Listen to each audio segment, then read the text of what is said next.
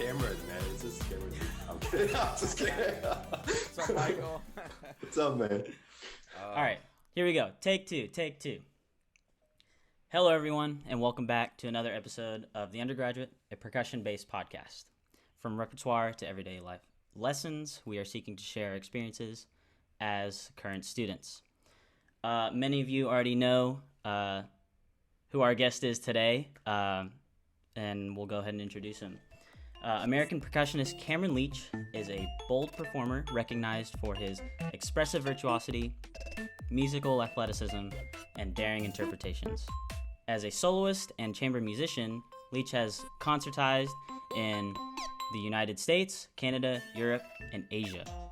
He's appeared at some of the world's finest institutions, including the Royal Danish Academy of Music, Royal Northern College of Music, Royal Birmingham Conservatoire, Sibelius Academy, and the Norwegian Academy of Music, and notable halls such as the Meyerson Symphony Center, Lila Cockrell Theater, Ohio Theater, Kodak Hall at Eastman Theatre, and China's National Center for the Performing Arts. Leach is the winner of both the Percussive Arts Society International Solo Artist Competition and Yamaha Young Performing Artist Competition, and was awarded the prestigious Performer Certificate for the Eastman School of Music. He is a member of the Northern California-based percussion quartet Orphic Percussion, one half of Leach Peters Percussion Duo, and the associate musician with the Columbus Symphony Orchestra. Leach formerly held a professorship at Kent State University's Hugh Glauser School of Music and now teaches primarily as a guest artist at universities across the United States. Leach proudly endorses Black Swamp Percussion, Beetle Percussion, Sabian Cymbals, Rustic Percussion, and Malletech. Welcome, Cameron Leach. Hello. Hey, thanks for having me. Hey. Thank you for agreeing to do this. It's truly an honor. Hey, I appreciate it. And it's my first podcast, I think, in a long time. I've been doing some stuff with Josh Hartwell. He's got the Rudimental podcast, I believe, and we have a kind of a sub-series on there. So it's been fun to kind of do a little bit of that, but through the pandemic, I've largely been off the radar, which has been real nice. Timed yourself, right? Timed yourself. Hey, you gotta have it. So it's been a rough 18 months, for everybody. Right. Yeah, I mean, you've already kind of talked about how you've been, but like, what's new? Like, anything recent? Like, maybe not just percussion, just everyday life. Yeah. Well, I'm recently married. That's probably the big one. So I gotta. If I don't say that, my wife will. We'll be divorced real quick. So that's great. We tied the knot in Colorado about a little over a month ago, at the top of a mountain, which was pretty cool. What else? I mean, that's the big one. I've got stuff we can talk about here. I'm sure we'll get into musically. Like I've been playing with the Columbus Symphony Orchestra. I'm essentially acting principal now there, which has been a total change for me. And then the whiskey stuff, which that's a whole other whole other thing we can talk about if we want to. So yeah, I mean, good stuff. It's been fun, and I think things are getting back into a more regular swing. It feels like. Yeah, for sure. Yeah, it feels like at least here it's kind of the rule is kind of outside you can do whatever you want. Just inside you just gotta have it on. That's like the only thing around here. So how is being in school with all of this madness? Like, because I felt lucky that I was out of school with it, although it totally derailed my career. But being in school, like what is that like for just, I don't know, any of you, Yeah, it's at least over here it's literally operating as like pretty much normal. Mm-hmm. It's operating as normal. Pretty much like maybe a few of the undergrads here, like they have some online classes, but literally only some. But other than that, like all my classes are in person. It's just so like the big thing is just inside to outside, whether you have a mask on or not. Sure, that's like the big thing. Now, in terms of motivation, is the motivation because I don't know about you. I mean, I kind of dipped, and I'm still not back up to where I used to be in terms of work ethic. Is that affecting you guys? Is it kind of a school-wide thing you feel, or is that back to normal too? I think for us, recently, the last couple I guess this past week, like less people show up to practice now. I think you're just so used to that, comfort level of staying at home, practice like 2 hours a day. But now all of a sudden, it's like everything is back to normal. So it's like, at first, I feel like a lot of people practice. It's like, 6 hours, 8 hours, whatever. Mm-hmm. And then now people quickly realize the fatigue and they're not used to the physical fatigue. Even me, like I kind of dip a little bit in the morning, because I just have so little sleep and I'm not used to having so little sleep. But yeah, at the beginning, for sure, it was like, it's been so long when, we get to have access to practice room freely. So I think at the beginning, everybody was very motivated, but now we kind of realize, the physical side is like, not completely used to it. So people are like kind of chill out a little bit, but I'm sure, in long terms, we'll get back to it for sure. Yeah. I felt like I'm in a different side of the academic world now, but everyone was super motivated, like getting back to, it's like I go to law school, so everyone was super motivated to just like hit the books. And now that we've been doing that for, I don't know, 6 hours a day, it's like we lost all motivation. And now it's like we all like want to go do fun things, like we want to go see live music or just hang out and not read. But yeah, it's kind of the opposite for us. So I'm glad that feels like if maybe if your life's value, I mean, everybody kind of places value in their careers, but obviously for musicians, people at music school, it's different. It's like, holy crap, this is everything. So maybe, I think, we're probably feeling opposite effects to the rest of the world. They want us to be back, or they want us, and we're kind of like, should we, like for me, it's like I haven't gone out and played a live solo show at all. I mean, I did a concerto, but that's a little different. But so I don't know. Maybe it's different depending on what your career field is and what you're studying. Right. Yeah, I mean, as in law school, you don't need to have a 5-octave marimba and practice time and other musicians. You can just hit the books. Yeah. So that's wild.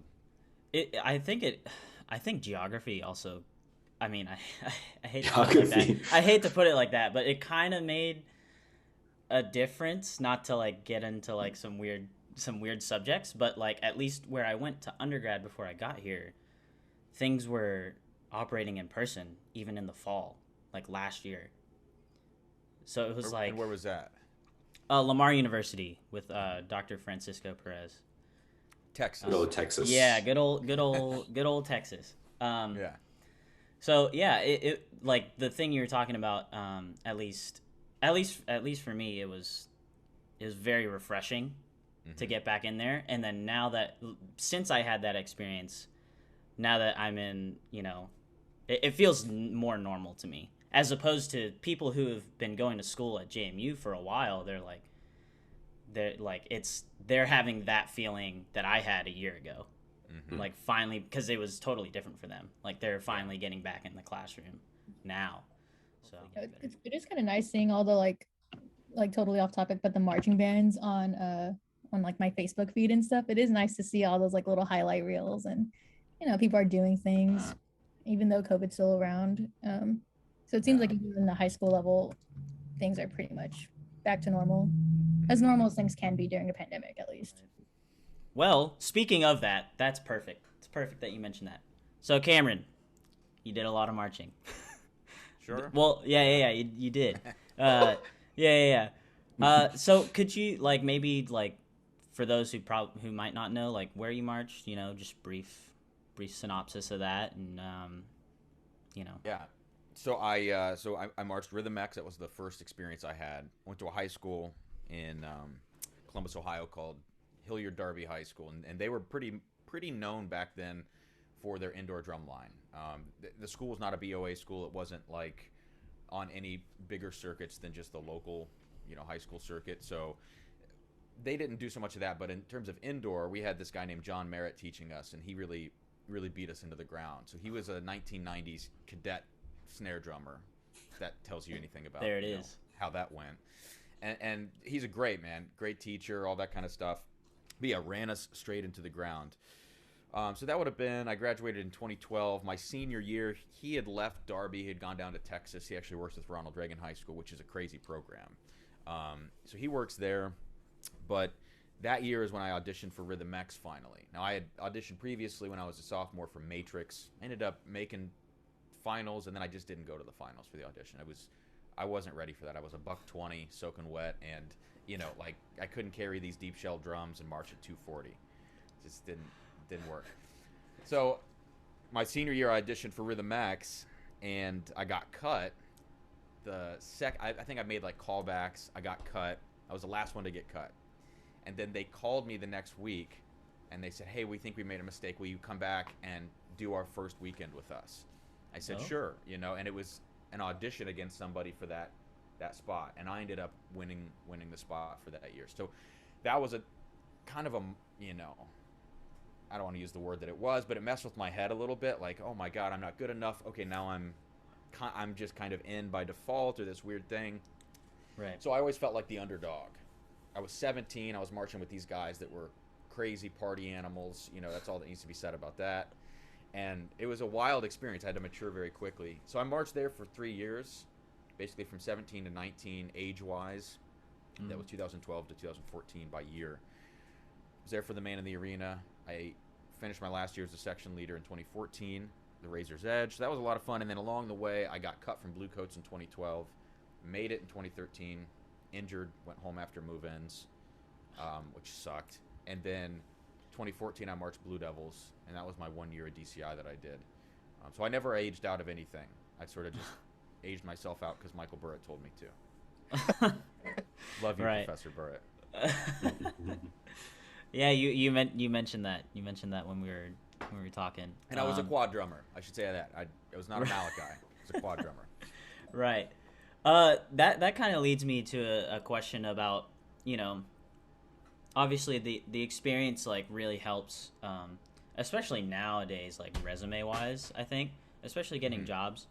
But in terms of playing, like how do you, because I feel like there's a divide a lot of people have between like concert playing and marching playing.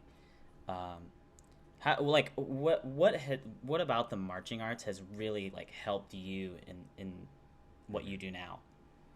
Well, how many of you have marched drum corps indoor? Everybody? Of us. Yeah. Okay. So I mean, you guys kind of have an idea of this, and it obviously depends on the instrument you play.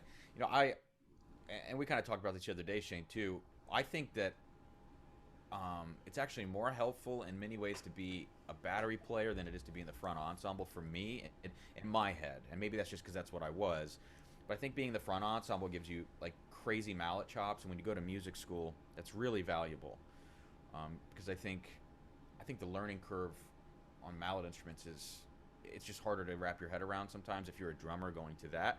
But I think DCI and indoor can kind of screw your hands up as a mallet player, because I just think that you're using these unnaturally large sticks. So are battery players, but for mallet musicians, like you go to a concert mallet after that and it feels crazy. It feels so light. It destroys their hands, and it's very downstrokey. Not that there's anything wrong with that necessarily, but I think for me as a quad drummer, I got a lot of motion principles out of what I did. And being with the Blue Devils, the West Coast quad thing is very different than anywhere else. And maybe that's different nowadays with those players and teachers kind of spreading out to different regions, but it's a totally different thing. So I kind of learned a lot about how to move around different surfaces, multi-setups, even mallet instruments.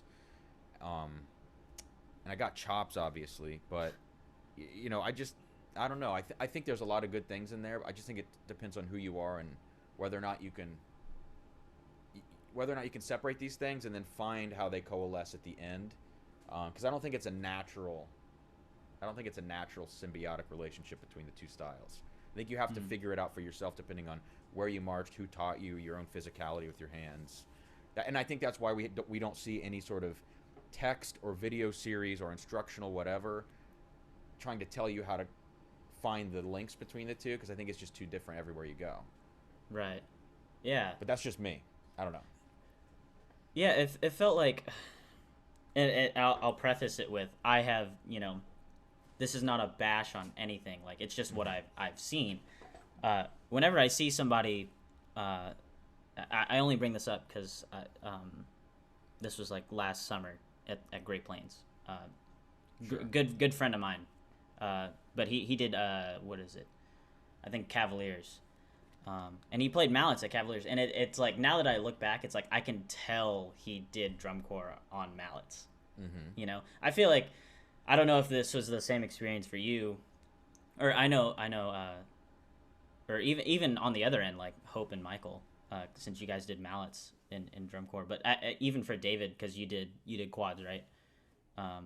For me, at least, it felt like I didn't get like learning mallets now. It didn't come with the look, the drum corps look. It felt more natural to me. I don't know. Is that it? Do you guys kind of get what I'm getting at? Kind of.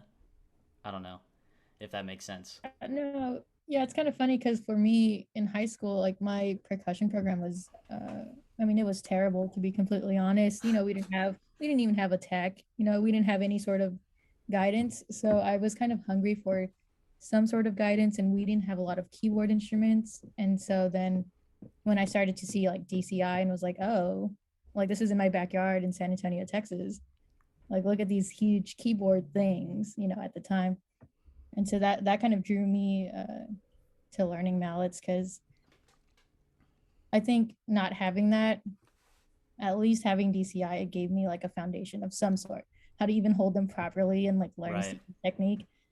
But yeah, I still totally see how some people, because I do think after a while my technique did change a bit after doing some like concert rep and you know, much more musical stuff, if you know, no shade, but yeah, I think I can still see a little bit of DCI in me even today, and I still see it in other plays as well. So I agree with y'all's points. Right.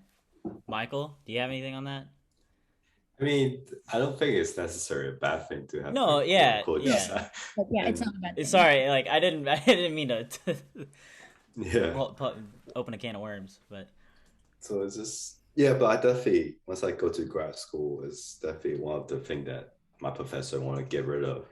Like, oh, you're moving too much. There's too many extra motion, and you're not phrasing enough. And you know, but you know, I think the important thing is you have to be open mind with instructions, and just once you get into a new environment, you just have to adjust. Which is kind of the whole point of drum corps. They always say like, you know, they look for adjustment rather than, you know, now that the first time. So it's like, you know, same applies to here. Just like takes what's good for you and then, you know, just be open-minded with instructions and stuff. Well, David, I mean, you played quad, so what do you think? I mean, what do you think about this? Because I think, I mean, again, maybe it's just because I did it. I feel like quad players have the biggest advantage for this because you're playing match grip, not snare drum. You're not playing traditional, so you're not doing that to yourself. You know what I mean? And then you get motion principles, you get chops, but you're not screwing up your keyboard stuff. Like, what do you think? So it's actually really funny you brought that up because in my opinion, I think it kind of depends on where you're like going, like school of thought for whichever drum corps you're auditioning for or whoever you're marching for.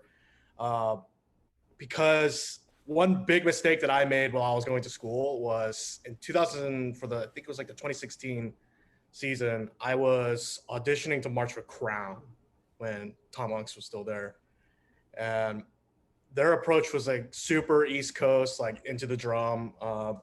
If you're not getting an ample amount of sound out of the drum, then you're not really doing it right.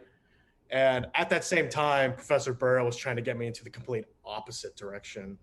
So I had this total conflicting principles.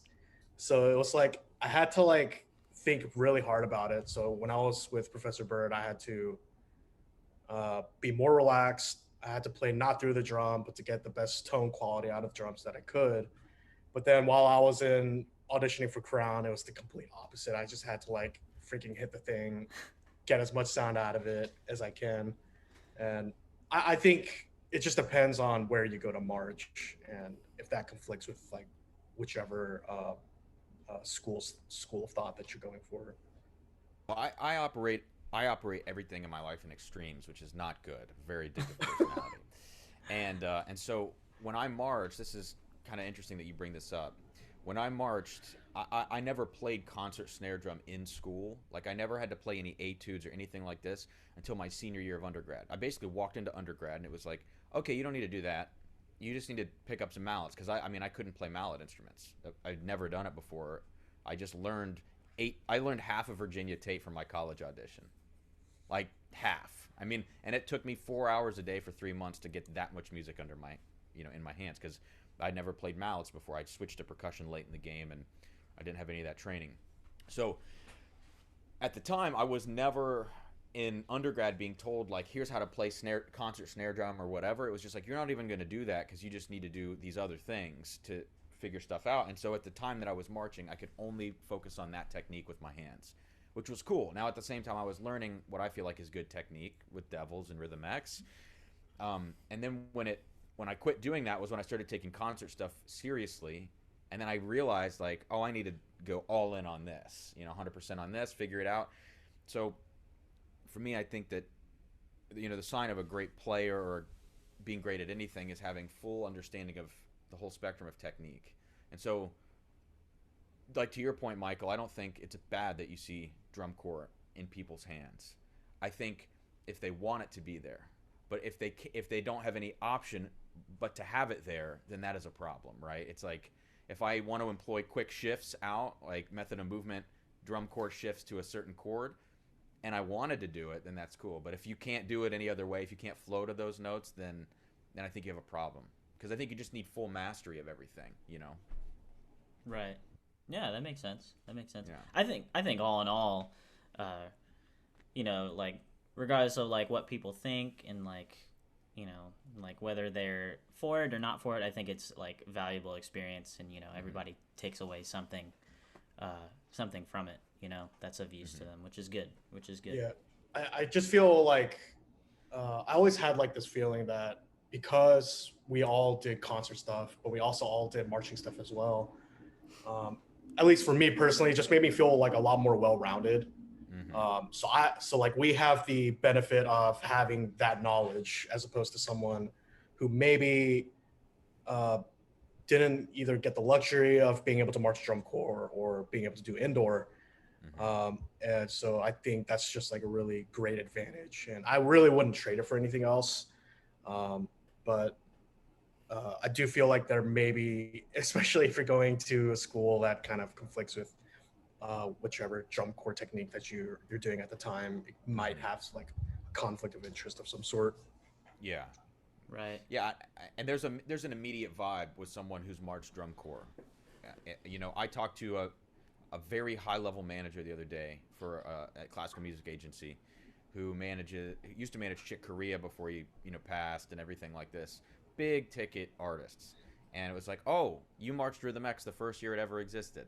Whoa, that's pretty crazy, So immediately we had this like, this vibe. Like she grew up, 10 years before I did in the same town, which is pretty wild. And so you immediately are drawn to people because you have shared experiences. And in the musical world, there's like a language thing.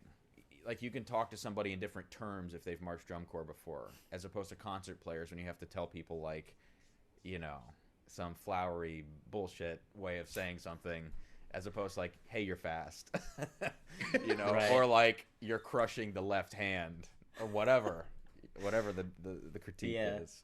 Yeah, for sure. I see that in a lot of, that's something that at least student teaching taught me in music education. It's just like, man, if you can teach high schoolers, you're set, or like middle schoolers, because like you got to think of the simplest thing possible to get them to do what you need them to do. Well, can you great sign of a great teacher? Can you say the same thing 5 to 10 different ways? That is also like true. Just rattle them off, and one of them is going to work, and just go that route. Right. Well, cool. Yeah. Well, let's kind of shift gears. That was an intense drum corps talk. Yeah. So Cameron, I've always wondered when like you like basically jump started your career as a soloist. I'd always wondered if when you were starting out, did you ever have like difficulties or any like hurdles you had to like cross over when you were trying to create an image for yourself? So kind of meaning like you're Cameron Leach, and not, let's say for example like Colin Curry. did you ever have any problems trying to overcome those kind of problems? Yeah, my God, like you start struggling with who you even are when you're trying to put yourself out there as, I mean, I hate to say this, when you're trying to like put yourself on a pedestal and say like, look at me and here's what I want to do, and you get told all the time like you need to have a personal brand, right? You get told that you have a personal brand. That sounds so contrived. And back then to me it didn't sound contrived. It was like, oh, okay, personal brand. You're telling me this, everyone's telling me this. Let's go figure out what that means. And so I had this certain image that I wanted to portray, and the way that I interacted online, the way I talked to people. I feel like I'm pretty professional, but also I like to let loose and have a good time. Like they're just different aspects of my personality, the way I dress. So I went on thinking like I need to portray myself a certain way, and I think I did well with that. But then along the way, you start going like, well, is this really who I am? You know, or am I being fake? And nowadays, I don't even think of. I think personal brand has just like run its course. It's so beaten down. You know, back then, 4 years ago, when I was really, maybe 5 years ago, when I was really thinking about this stuff, that was when like Gary Vee was like starting to take off and be big, and like all these online entrepreneurs that are in your face about this stuff. Personal brand to me now is not even a thing. It's just authenticity. If you're just you, it's so much easier to be you than to try to have an image of what you are. Oh my God. Like, because then you're always putting on a front, and then you slip up sometimes and people go like, whoa. But when you slip up, it's just you being you. And then people aren't used to that. And that's not a good thing. So for instance, it could be as simple as like, I didn't want to use bad language ever on any posts, anytime I talk to somebody on the phone. No. I curse in my regular life. I'm very animated, and why am I not going to be that way? And why do I have, so whatever. Now maybe certain people you kind of tame that down. But they're just things along the way where you kind of wrestle with who am I really? Who am I at? What do people think I am online or in my personal interactions and stuff like this? Are people going to be weird if I start posting whiskey content? Is that going to turn high school directors off from hiring me? I don't give a shit. Like I'm going to be who I am. And right. So David, yeah, I mean, that's the biggest one that I've wrestled with. And then, to go along with that, not just in terms of branding and image, but in terms of what I play, it's like, man, do I need to go learn some Bach? Like there's a lot of money in some series that are going to hire a marimbist to play 60 minutes of marimba music. Do I need to go do that? Do I need to learn Reflections on the Nature of Water, even though I hate that piece? Like I don't hate all of it, but I hate a lot of it, The answer is like, you don't have to do anything you don't want to do, except the fact that might present a different challenge for you if you're going to try to carve your own path entirely out of that. But I've just become so much more secure in the last 5 years of who I am as a player, and if you don't like it, I like just fuck you. Like that's how I feel. And that might sound brash, but that's just how you have to be, because if you're not authentically you, you're so transparent. Yeah. People right. People will sniff out the bullshit immediately, and so don't give them the opportunity to. Just be who you are, and and that's why COVID's been so good for me, because I was able to really sit down with my thoughts too much and go through that in my head and say, like, when I do come back full-fledged with my career, I am not going to let anybody talk me into doing anything that I don't want to do, period. Right. So that's the biggest challenge for anyone trying to be a soloist. And you're going to find a lot of people, this career field is going to blow up soon. There's going to be a lot of people trying to be soloists. You're already seeing it over the last couple of years. And you're going to see a lot of people being fake. Mm-hmm. And when I see behind the curtain of the industry, whether it's violinists, clarinetists, flutists, whoever, flautists, I don't know what they call themselves. When you see behind the curtain and you talk to them behind the scenes, there's a lot of pretense, a lot of pretentious people there. And I just don't want to be that. Right. Yeah. Man, everyone's going to have their own, like, club of people who just aren't for them, It's just like, This is how it is, you know. That's a hard thing to deal with when that Right. starts happening. Right. Yeah. Do you think that's like a problem with just like the music industry as a whole, or do you think it's a problem with that specific individual specifically? Well, on the individual level, it's all just insecurity, 100%.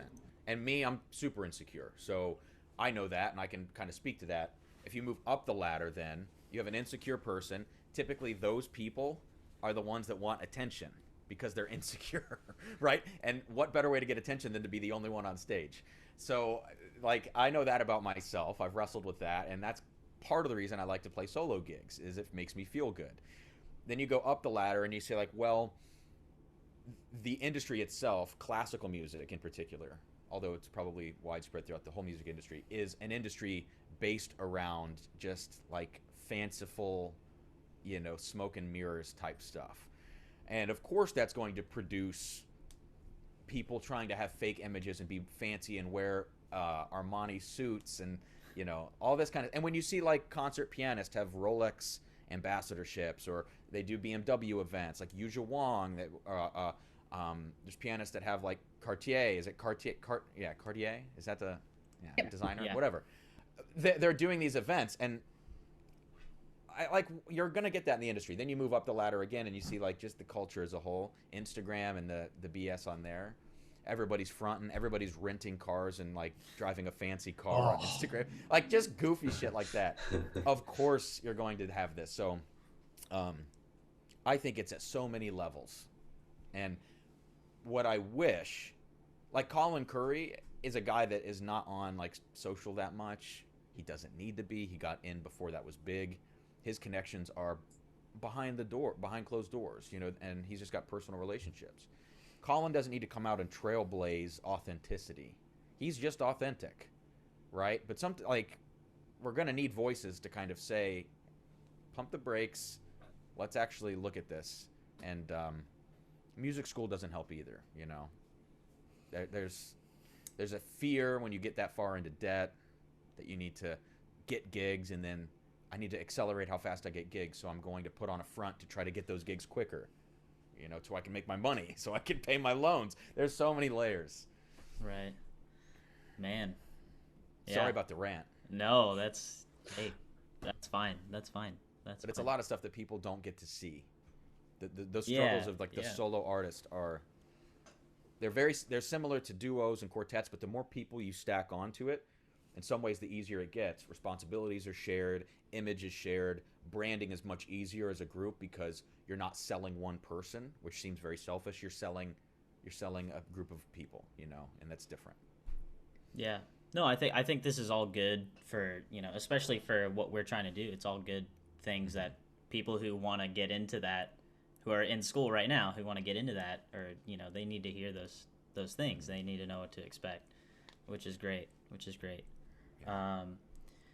Going off of the soloist thing, I had a question, and I'm sure you've answered this like 10,000 times. I don't know.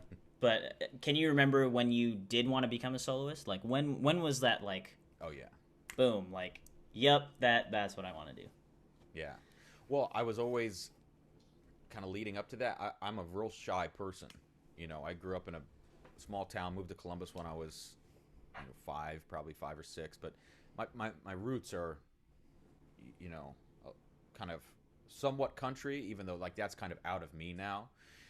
But I was always a shy kid growing up, for whatever reason, and so I never would have thought that I'd be kind of doing that solo thing. But when I saw Colin Curry play for the first time in 2015, that was right around the time that in my life I was just kind of like, what am I gonna do? You know, I'm about to graduate my undergrad, I'm getting this music ed degree, but what's the next step? Because I don't want to be a band director. I've already kind of figured that out along the way, but I'm going to complete this degree.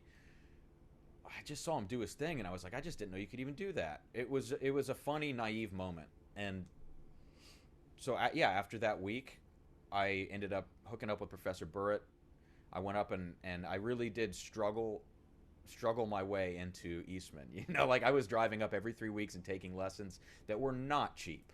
I mean, they were not cheap, but he was very kind to give, like I would have 2-3 hour lessons with him when I would go up. We would just be in his office all afternoon, and he was just going. And I really felt like that time investment and the heart that I put into that kind of showed him that even if I wasn't ready to be there, that I should be there. You know, even if someone played better in their audition than I did, and plenty of people had to. I'm positive of that.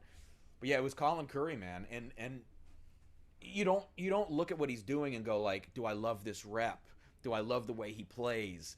You know, you just look at it and go, you know, you're just like totally wowed by it. And then later you can critique what he does in your head and say, well, I like this, but I don't like this, and here's where I want to put my own spin on it. That comes later.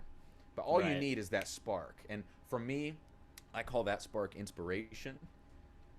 And that inspiration for me never really goes away. But motivation, like a motivational speaker, that's when you need to refuel your tank. So like I have this inspiration that I've had for 6 years now, but motivation wise, I still need to refuel that like a lot. You know? Yeah. Yeah, no, that's great. That's great. You kind of mentioned like, you know, going to Eastman and, you know, struggle through. I'm pretty sure you didn't do that, but oh no. Can you... Careful, because I did. All right. If I have some recordings from around that time that will not see the light of day. Oh no. Oh no. I mean, just can you talk about like what's like the biggest transitional problem going to like a big school, you know, one of the top schools in the country? Yeah. Well, so I came from Capital University, which is in Columbus, Ohio, and that's small, a couple thousand people. Big music program, big nursing program, and then just some things in between, you know. So I already had the small school vibe, but going to Eastman was obviously really scary, and I didn't even really understand the reputation of that school because we didn't have grad students at Capital, so I didn't even really know what grad school meant. I had heard people talk about it, but there was nothing for me to grasp onto to understand that concept of a grad student. So I go up there to visit, and I'm just like, whoa, this is Hogwarts. You know, this is crazy. And then I sat in on a wind ensemble concert, and you cannot believe what you're hearing from the groups.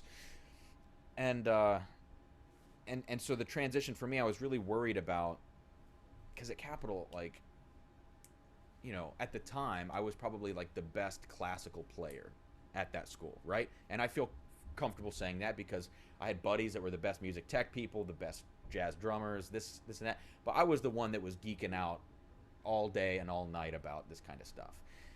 And I'm like, I'm gonna go to Eastman and be a nobody.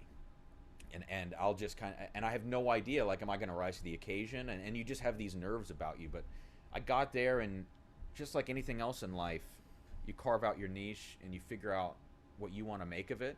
And I feel like my path at Eastman was very different than a lot of the people around me. People were digesting music left and right.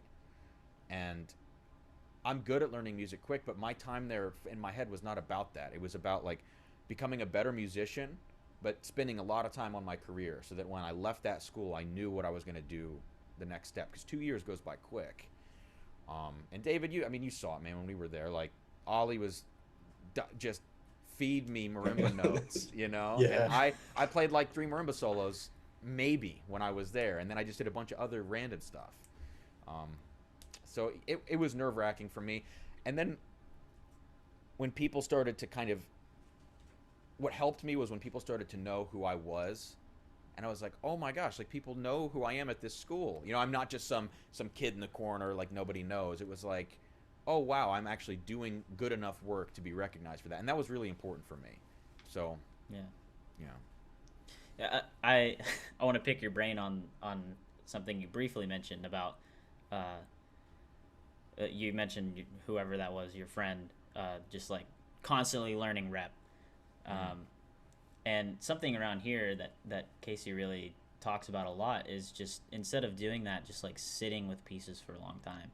Like, what are your thoughts on that? Like, sitting with pieces versus, you know, just like getting through a bunch of rep.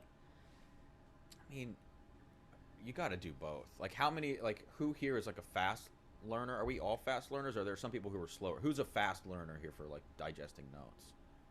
Kinda. Yeah, depends on the piece. I guess. Yeah, it depends on the piece. I mean, I think, you know, there are 2 types of people, and some people, if they learn really fast, they should have a time in their life. I mean, you should have both times, but you know, they're going to have the times in their life where they're digesting really quickly. But I do think that there's no way to like get into a composer's style and brain quickly. It's just, you know, you become a better musician as you go, but everything stylistically is different. So I think you should do both. My time of learning music very quickly was kind of in my undergrad and then outside of school. I mean, like there's times where I've had 5 hours of music in my head at once. And like Michael, you saw me like at a very bad point in my life when I was like, these festival organizers like screwed me and sent me music when I was out of town. I told them like, if you don't send me this music 5 weeks in advance, I only have 2 weeks to work on it, and then the last 3 leading to the festival, like I'm out of town, I can't practice. So I showed up and like they had just sent me the music and I was just sight reading, you know, and that's I should have worked on that more. But all that to say, there are times in your life where I think you should do both. Mine at Eastman was just not spent that way. It was spent with pieces like Mirage for 2 years, and every time I played it, I got something different out of it. Or Burritt Variations, I kept coming back, and a lot of these other things. So I don't know. I think it just, again, mastery. Yeah. You should do everything. Yeah, I like how you said, you know, there's like a time and a place for both. Mm-hmm. You know. But a big piece like Vignale, give it 5 years. Right. Like I can't wait to go back to Burritt Variations. I haven't touched that in 3 or 4 years. I can't wait, you know. Yeah. But it's not ready. I'm not ready to do that yet. Yeah. No, yeah, that piece is great. It's a really nice piece. Okay. Let's see. What else we got? You guys have anything on that? Well, I think one guy always told me, it's like, what are you trying to get out learning repertoire? Right? It's like, is that just to play it, or you're actually trying to learn something? Like, because for him, learning repertoire, like he go through repertoire super fast. He's a musical genius.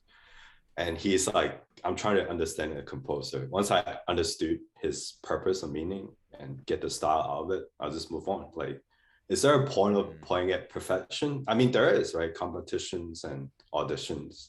But if it's, you know, if the piece you're doing are not for that, then, you know, you don't have to sit that long. Once you get the ideas and, okay, this is how I should approach this piece, right? And you just move on to the next one, because you're learning musical idea. You're learning a piece not because I learned Burritt Variations. That's not the whole point of learning. You're learning Burritt Variations to learn how Vignale approached mixed meter, how he approached stuff. Oh no, Michael! You don't feel like this is. Oh, like, there he is. Oh no! No, you're back. You're back. You're good. You're good. Hello. You're good. You had just said Vignale mixed meter, and then.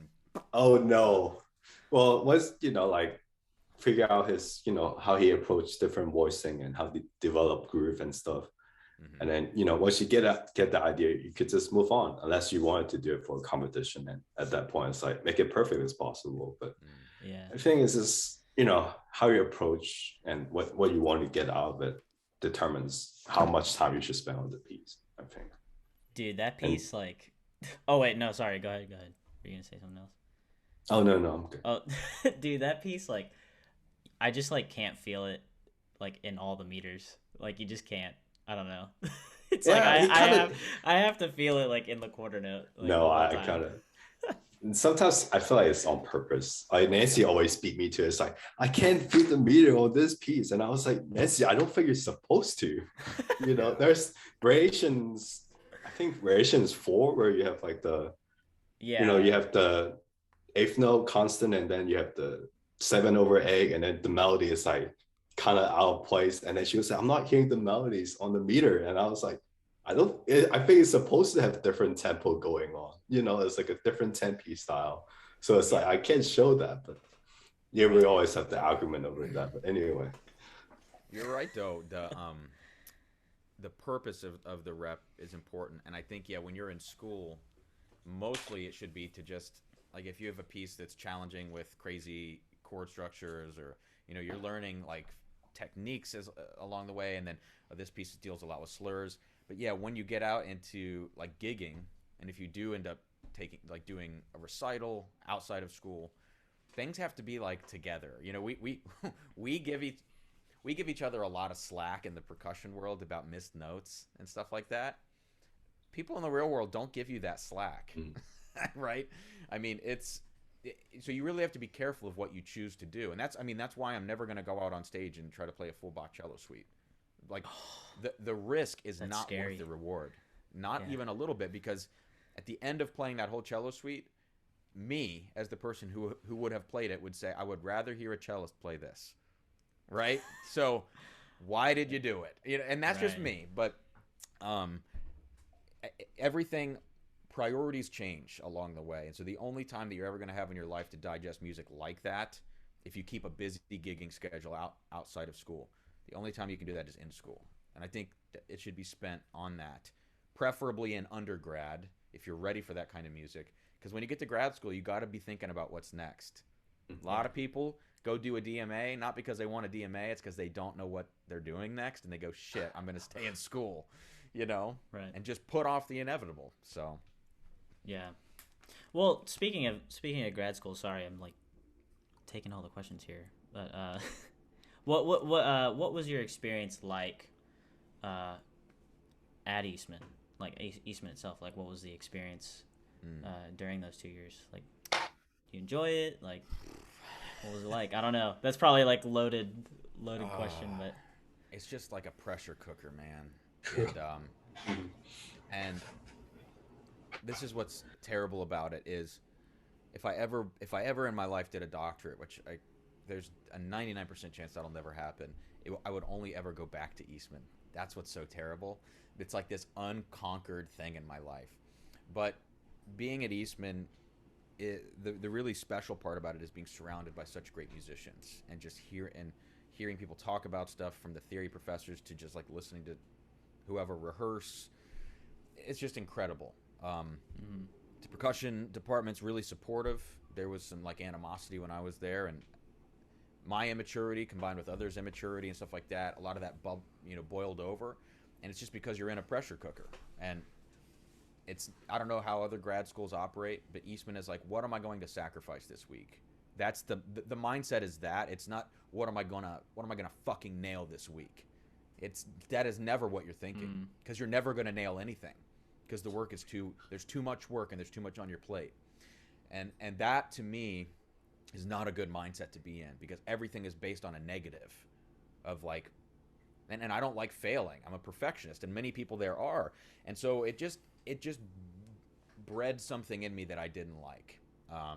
Now, my God, the only reason I'm doing what I'm doing is because I went to Eastman. Burritt's great. You know, Scatterday's great. The band director, I shouldn't say that. That sounds But I met some of the most special people and professors there, absolutely. But like mentally, I wasn't ready for that, to go there and be in that headspace. It really burned me out a lot. But I think knowing what I know now about being there, I think I could go back and do it the right way. You know, because I understand my limits, I understand how I operate, but it really showed me the edge of what is like possible mentally in terms of myself, and then also in terms of music making, how many notes I can have in my hands at one time. And and David, I mean, I don't know about you, but I think the undergrad experience is different. You guys have more core classes when you're there, and we don't have that. But I do think it's a little different in terms of maybe the rep that's being played, or the pressure that's on you, and the ensembles you're in, just different stuff. I don't know.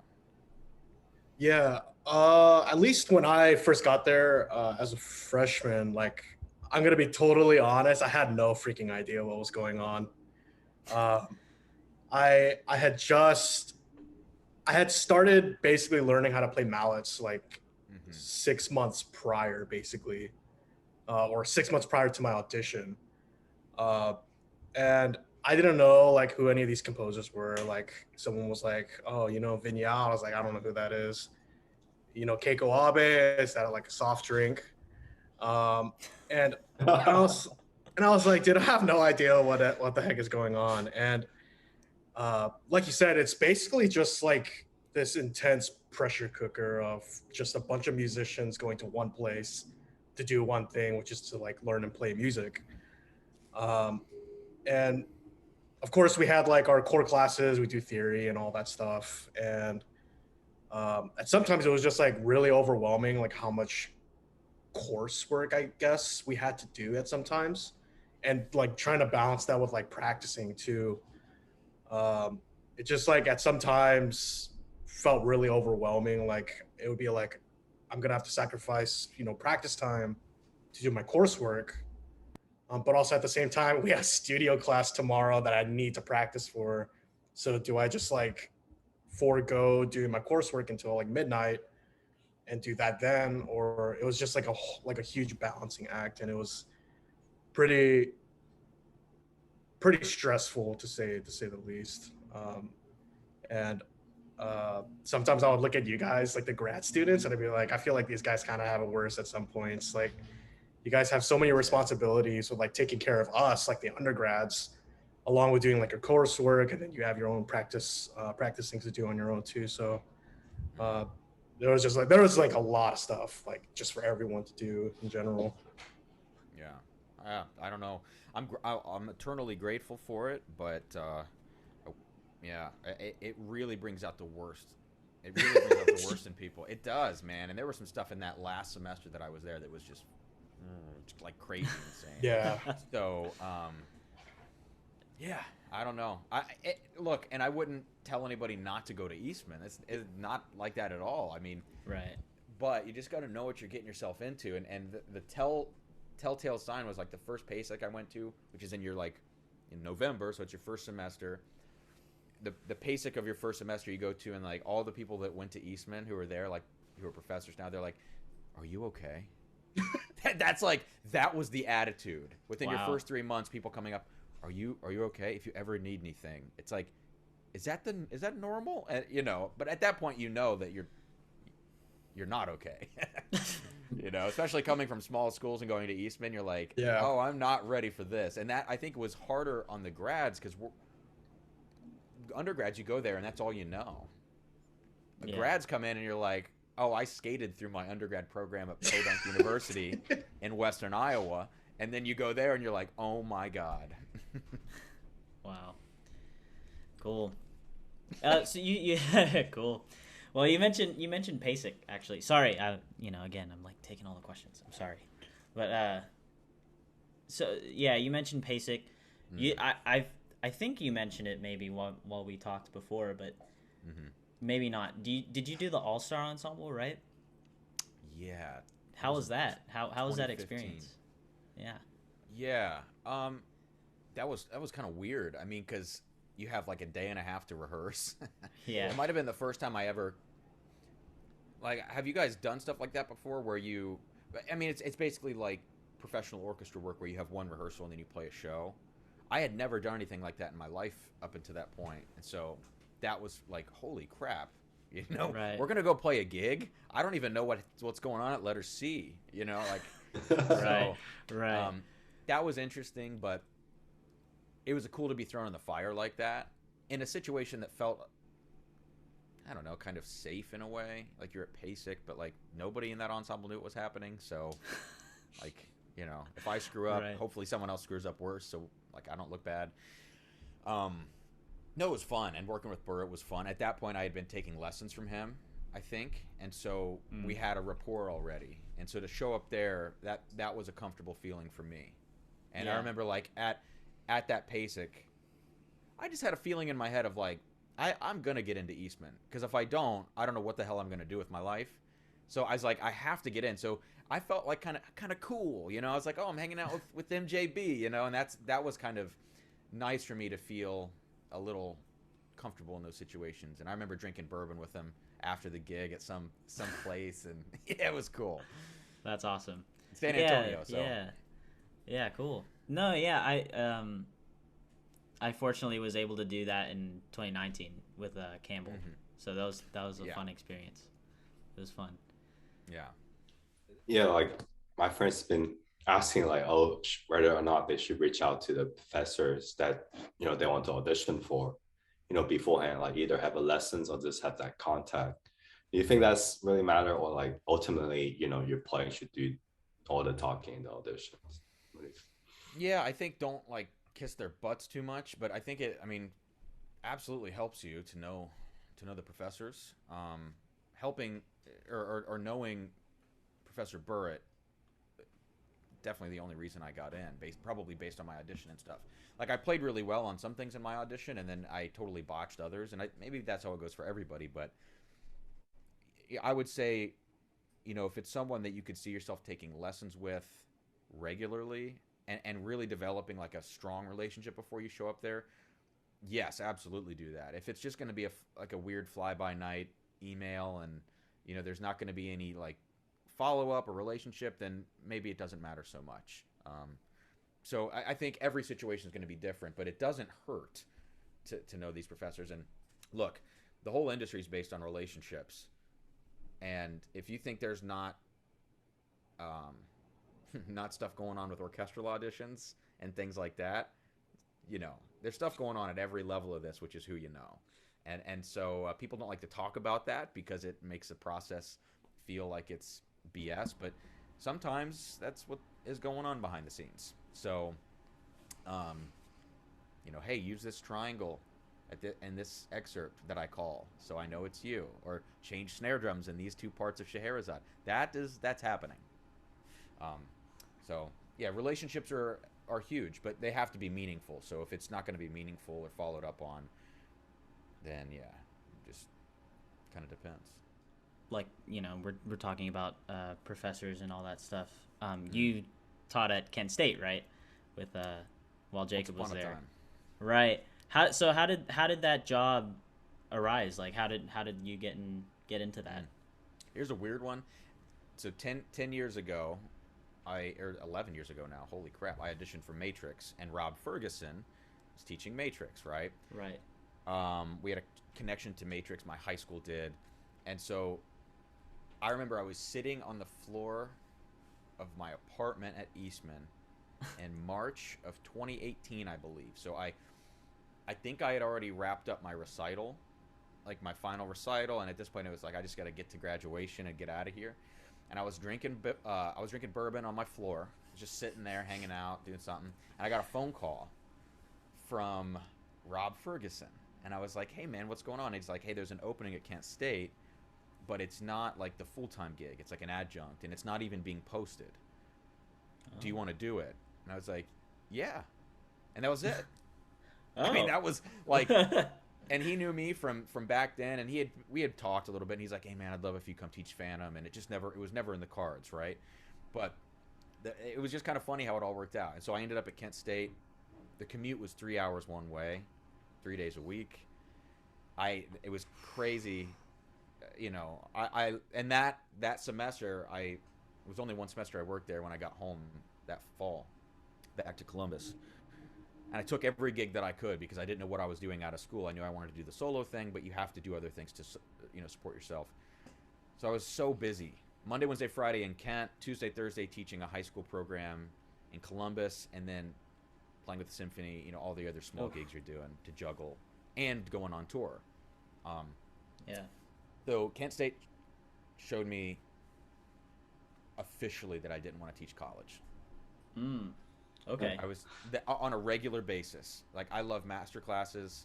I love like some like residencies and things like that, but it has to be in and out. I can't like the day-to-day thing. I just don't want to do it. And so it's good. It's good to know what you don't want to do. I learned so much being there, and I also learned about how administrative bullshit happens. And I was tied up in this big thing with the athletic band director at the time, who shall remain nameless, but real piece of work, that guy. And money owed to me that finally got paid out for some arranging work I was doing, but it was thousands of dollars and just weird stuff going on there. And I was like, I'm out of here. Right. You know, but Matt Holm, who is there, is fantastic.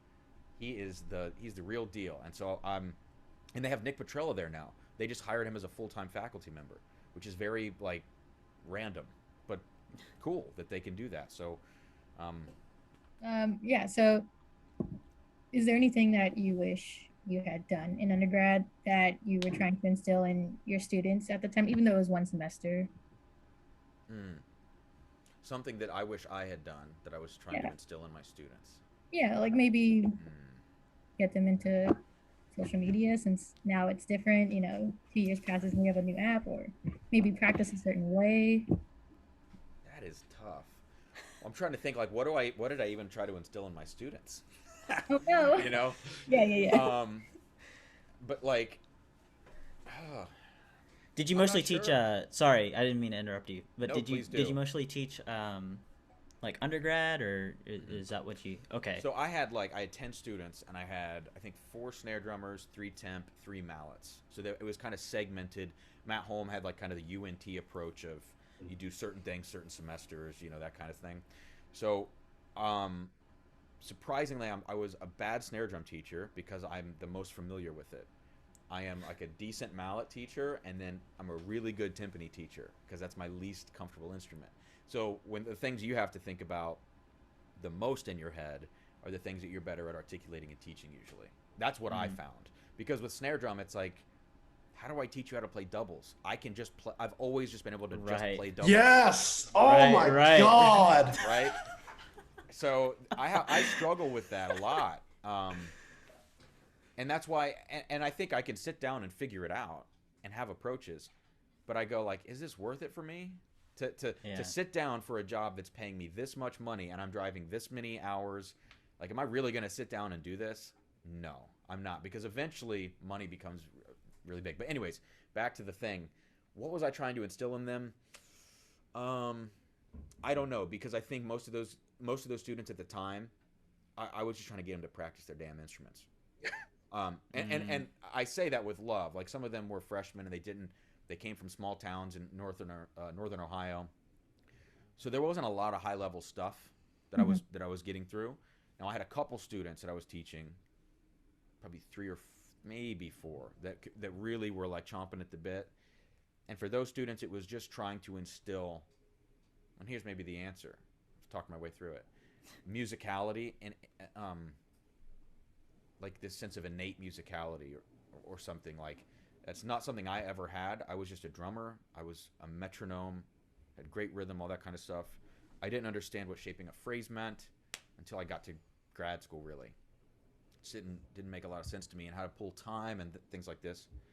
So I tried to get my students then to have an exploratory approach that then would help them define what they wanted. Explore your options. Again, I love the concept of mastering things, or just taking everything to every extreme, and then from there narrowing down what you want and making a decision. That's a really important thing as a professional that you have to have. And so to try to get a student who has no business playing some of these pieces to, even if they're going to fumble through some of this stuff, to make a decision about it and have their own concept and not my concept. They're like, how should I do it? I'm like, I don't know. You should, do these 3 ways and find what you like. And in the broader context of the piece, does it make sense that you did it in that moment? Whatever. So having a voice maybe is the best way to put that. Yeah, I love that. I'm sure, you were also just trying to get situated. Like you said, it was a commute, it was new to you, and but that's still really good. I guess the next thing, David, you had something about social media, because I know, Cameron, you're widely known for, just being very versatile with your social media and just your presence on that stuff. So. Yeah, I've always wanted to pick your brain on this. Because I think in my personal opinion, I think you have a really, really nice social media presence. And I just wanted to ask how you created kind of that balance, your online presence that is both kind of accessible to people who are not only, let's say, for example, high schoolers, but also for professionals as well. Making that accessible for everybody, but also being extremely informationally driven. So what I mean by that is talking about your gigs, talking about the when and where, and how to, and I think you kind of touched on this way earlier, but how to kind of avoid an overbearing presence on social media. Yeah, well, I have to preface by saying that I don't have a good presence right now, and that's intentional, because a lot of soul searching during COVID. and whether I was even going to continue doing this. But I am, and that's nice. You know, when I first got onto social media, kind of the talk we had earlier about personal branding versus authenticity and stuff, it was mostly like, what do other people want to hear from me? And then eventually it became, what do I want to say to other people? Totally different approach. And I think the answer is probably somewhere in the middle, right?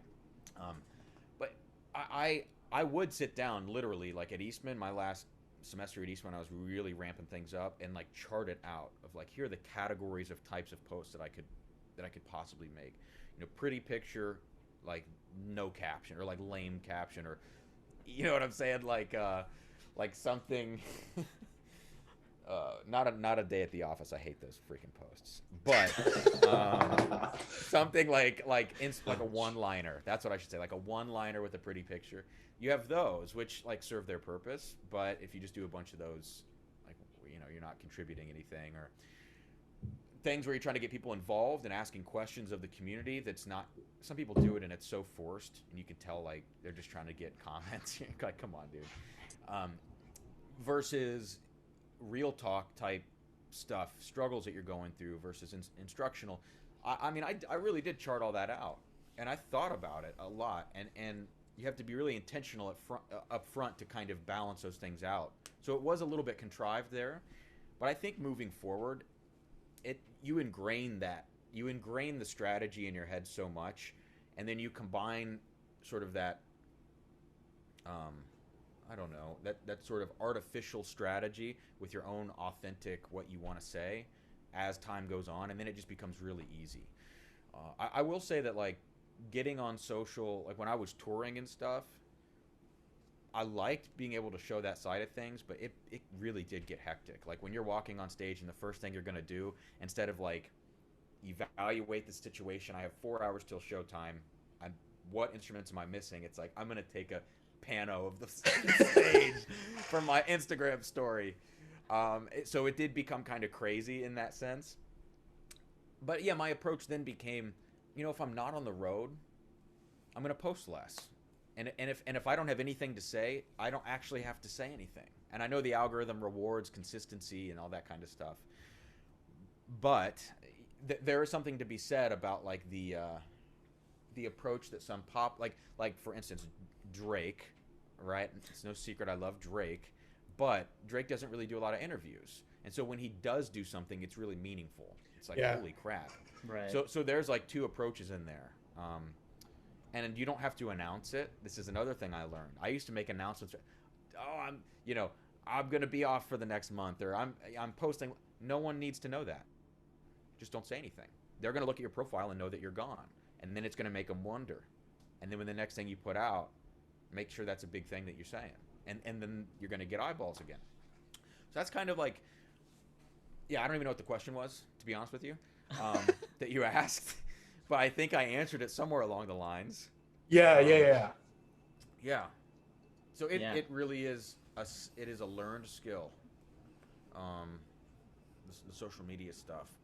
But I'm excited to get back to it. But again, I don't want to prematurely get back on social if I'm not doing the things that that I proclaim to do as a soloist or whatever. Yeah. So do you think it would be more beneficial to post less than kind of regularly or too much, or especially too much? So that, for example, if like we're scrolling on Facebook and you hadn't posted something for, let's say, for like 3 weeks, that would catch your eye because it's like, oh, I haven't seen Cameron post something in a while. I should check this out. As opposed to, oh, Cameron posted something or someone posted something every day for like the past 3 weeks. I'll just skip this one too. One, you got to know the platform, right? So like Instagram, for me, I just do this when I'm on Instagram. So like if someone posts every day, it doesn't really bother me because I'm following like 1,000 people. So yeah, like I don't mind that. Now Facebook, if someone's like bleeding the feed, that's, I like that phrase. If you're bleeding the feed, then and you're posting like big long narratives and stuff like this every day, yeah, I'm gonna mute you. And I'm not gonna read that. So one, like, know the platform. Two, like, what are your goals? You know, like, if you want to be in everybody's head, you're going to have to post more than probably they want to see at the beginning, because you just have to lodge yourself in their brain. You have to have touch points for them. And then, you know, obviously 3 is do what feels good for you. And then also, and kind of with that is like what fits into your lifestyle. Because, yeah, social media can be tough. And you like taking nice photos or getting someone to do that for you, like that's not easy. Or recording videos that you're talking, it becomes a time suck. So a lot of factors, but it depends on your goals. If you're like an educator and you're not trying to get like clinician gigs, then you probably shouldn't be, you don't need to post so much. But if you are trying to get gigs and stuff like that, you're going to have to provide, number one thing, provide value at all times in your posts in different ways. Crazy age we live in, social media. I hate it. I used to really get off to the clicks and the likes and all that kind of stuff. It made me tick, it made me feel good. I wish I didn't need social media. Like, at this point in my career, getting back into playing gigs, I still need it, and I hate that because I have been so at peace not needing to post on social. Like, again, the whiskey thing is drums and drams, totally different. That has just been like a fun project, and and that lives kind of almost exclusively on YouTube, and which is actually great to kind of learn that platform more intimately. But yeah, like, not having to post about the gigs I'm doing and this and that and fuss over the pictures with Instagram. Oh my God, there was nothing better. Right. And I would delete my social media in a heartbeat if I could. Yeah. Well, speaking of the whiskey thing, I think, David, you also had something on that, right? Yeah. Ooh. Oh, jeez. You alcoholics. No, I'm kidding. Hey. I'm kidding. Bruh. Hey. I had a lot of people hit me up and they're like, "Are you okay?" I'm like, "What?" Yeah, I'm fine. But seriously though, the whiskey thing is funny. So anyways, David. I think you said this earlier, but it's more of like a passion or like a hobby project, right? Yeah. Do you think it was like essential, or not, maybe not essential, but was it like really important for you to kind of get your mind off of percussion so that you could just like avoid like complete total burnout? And this whiskey channel like really helped you with that? Yeah. I mean, the whiskey channel was born of a few different things. You know, the biggest one being I needed an outlet during the pandemic. The beginning of the pandemic for me, I was so devastated within one day to lose. You know, you start seeing like the number tick up in your brain of like how much work you lost. Yeah. And everything you had on the calendar and your premieres, and you're just like, what the hell is going on? So that the beginning of the pandemic was almost like a fight back attitude for me. You know, it's like, I'm not going to get beaten down by this. Nobody knows how long it's going to last. We're hoping it's like done by the end of the summer. So I did all this virtual stuff, and I felt like I was being pretty, like, I pivoted quick, you know, like, and I made money quick on virtual concerts and stuff. And then it really fried me because of the amount of work that I was doing. And you know, I wasn't skilled to be doing those things, right? So like, I never knew how to multi-track and set up mics and do all this kind of stuff. I had the bare bones. And so, you know how long it took me to like record one piece? It was hilariously bad. Like, it took me forever. And I just knew in my head of like how I kind of wanted it to sound, and I had no idea how to make it sound that way. And eventually you do learn very quickly, which is great, but it just fries your brain. So by the time like, and here's the other thing. So sorry, I got stuff floating in front of me, little fuzzies. The George Floyd stuff that happened last summer, right? That was right at the end of when I was doing a lot of my virtual stuff. And then that happened, and all of the protests and people in the streets and all this kind of stuff, and social media erupted. And it was right at the time that I was so done with like trying to make a career out of whatever the hell was going on, that I just said, I got to get off here. Like, all of those things happened at like this moment, you know, where everything boiled over. And this is not a commentary on anything that happened, right? I'm just saying, like, Yeah. People were posting their black squares. People were doing all this stuff online. And I was like, I'm out of here. Because I just, like, my mental health was so shot at that point. And then it continued to decline for months and months and months. Like, and last fall was really the worst of that. So whiskey was the right answer, right? No, I'm kidding. So, Right. so before the pandemic started, I had gotten into Scotch. Scotch, to me, had kind of this fancy connotation, and I hated it for a long time. And so when I hate something, I always try to challenge myself to find ways to like it. I think sushi was that way. There are musical styles, whatever in my life. I think it's important to try to like the things you hate, and then oftentimes you figure out that you really enjoy these things. So I started with Scotch, very expensive, and not at all what people think it is. People think it tastes like rubber tires and campfires. Some of it does, yes, if it comes from the region of Isla, but not all of it does. And so I really had a lot of fun before the pandemic exploring that. You know, I would play a big gig. I'd reward myself with a nice bottle, like that kind of thing. It was really kind of a cool relationship I had with it. And I was all the while learning how to taste online. I was watching videos, the kind of videos I make now. I was watching these videos and studying. Then when the pandemic hit, I got really into bourbon because it's cheaper. And I had no money, right? And that was a funny outgrowth of it. And then when all of this stuff, and I decided to put all of it aside, I started the whiskey channel. And it was because I'd been watching all these whiskey videos, and I developed my palate very quickly. I never knew I had a good sense of smell and taste. But it's funny because tasting whiskey is just like teching a drum line, and that's a whole other discussion. But it's... Oh, I want to dive into that one. It really is. It really is. And it goes along with other things in my life, which I could talk about, clinics versus master classes. It's a whole thing. But I shouldn't keep going on this. But I started the channel because I thought I had something to say about it, and I thought I had a style and a delivery that could be good. And the podcast wasn't going on anymore because, again, like when I wiped the slate clean, I wiped it clean. The podcast is done. Everything's done. And it became a really nice creative outlet. I learned Photoshop. Like, I still don't know enough, but I know I know enough to get dangerous in Photoshop right now. You know, video styles, editing videos, that kind of thing. So it actually kind of became a case study for me to learn different things. And same with the virtual concerts. I learned how to multi-track and record in my basement. I have really nice gear now. So when I do, you know, kind of come back and really be active in the soloist thing, I'm going to have a lot of different skills that I've acquired. Not just in terms of whiskey, but the whiskey thing ended up paying bills.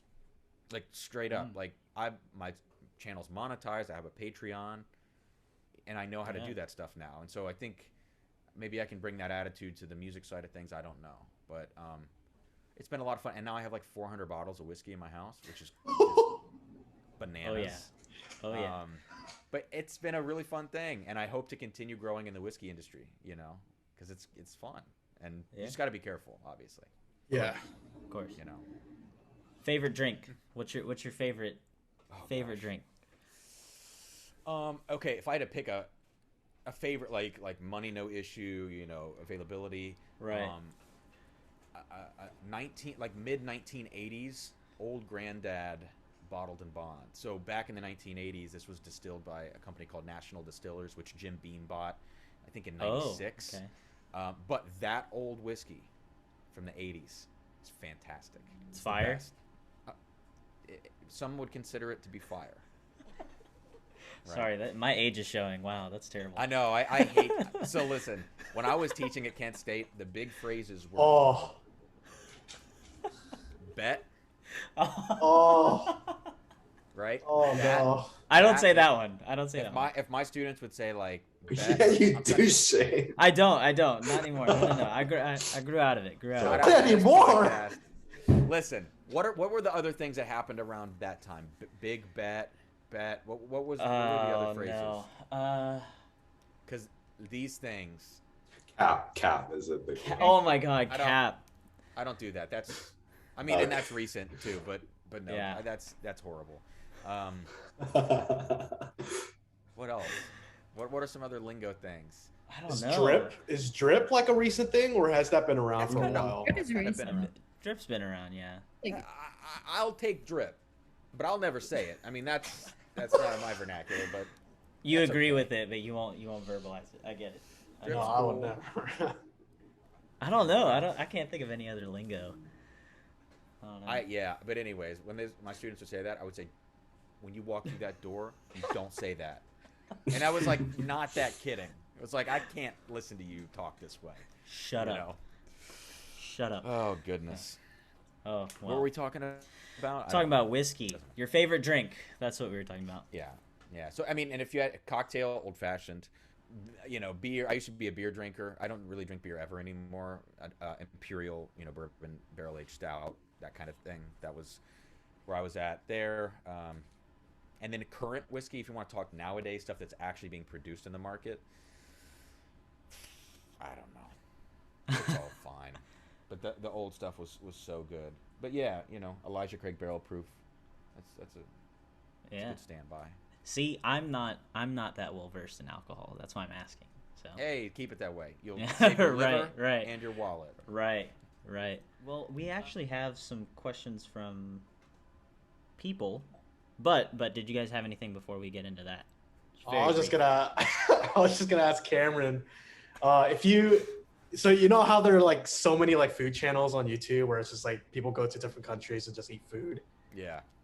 If the opportunity for you to just like, and you don't have to answer this if you don't want to, if the opportunity came that you could just like travel the world, just drinking and trying different countries like alcohol, and get paid to do it, would you do it? Like just drop everything, Maybe. like take your wife with you. Well, because I actually thought I'm telling you, I was like this close to being done with music. So I'm not rolling that out still. But the whiskey thing, what's funny about it, on YouTube, there's actually like as there is with anything, there's a subculture, right? Yeah. And so they call it Whiskey Tube, and there are channels like if I wanted to spend 8 hours a day doing that, you just making videos and doing creative stuff, in 1 year I think I'd be making enough money to stop doing music. One year.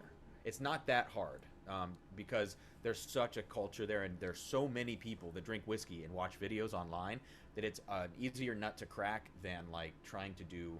If you wanted to monetize like a solo percussion channel, good luck. Right. When people say that to me and they're like, "Oh, I'm going to monetize this and do this and I'm Patreon," no, you're not, because there's just not enough people to do it. Flat out, and we're all broke anyways. And who do we play for? Each other.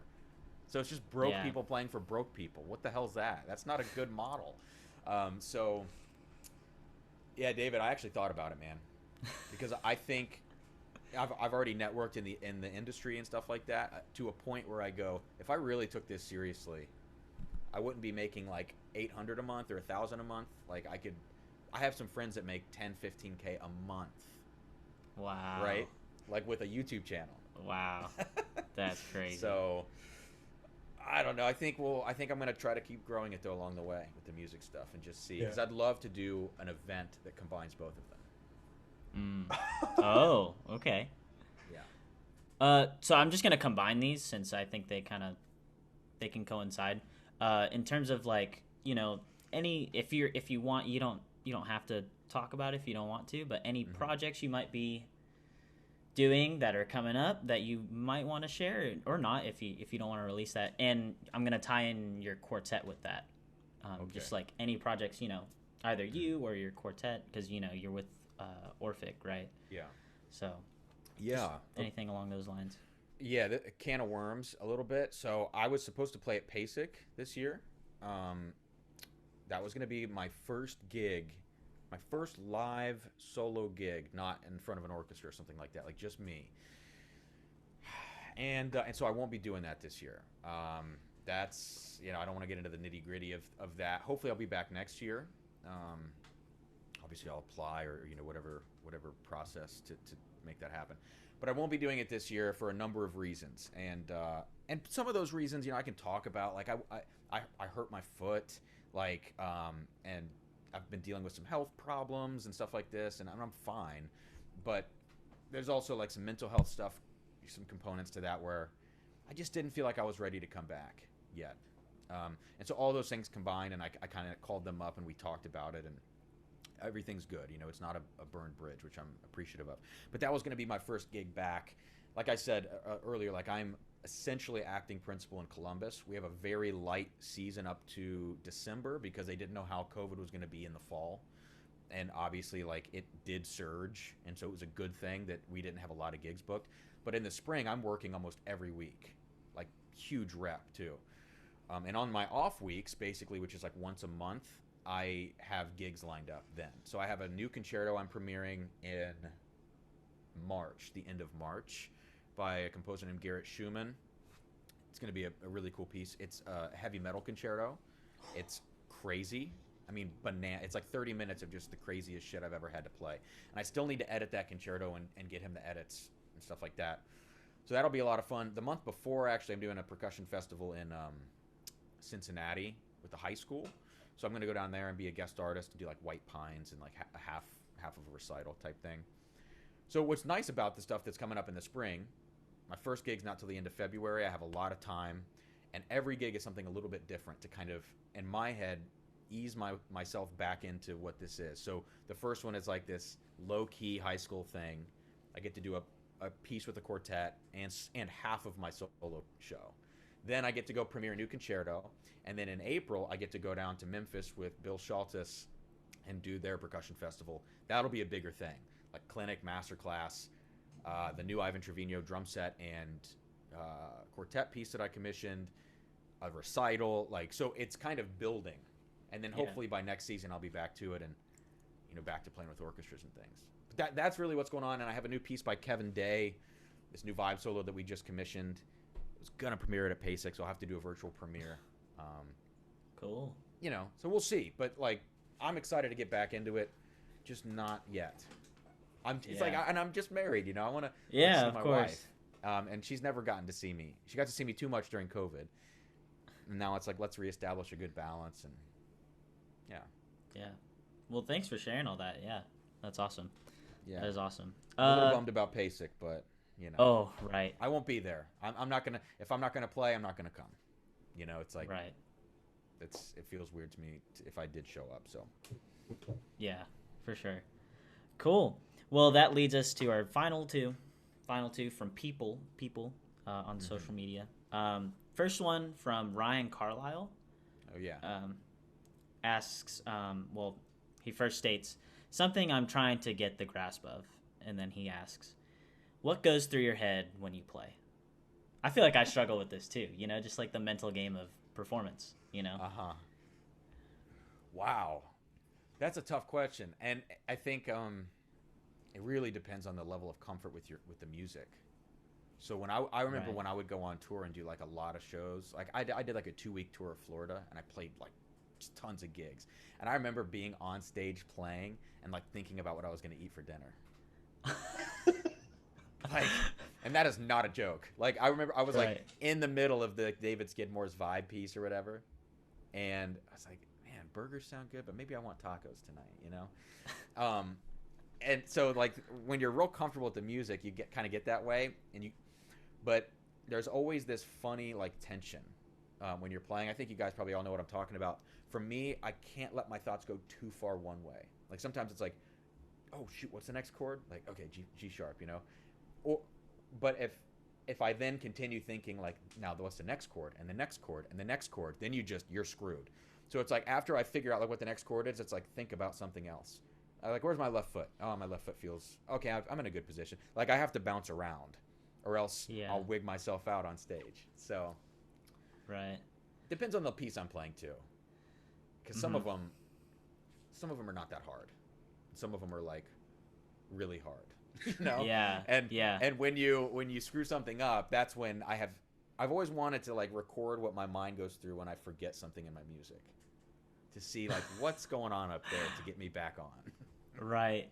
Yeah, and I feel like that, you know, what worked for you also might not work for somebody else, you know, just I think that's a lot of it is like I feel like I've asked that question as well, like so many times to so many different people.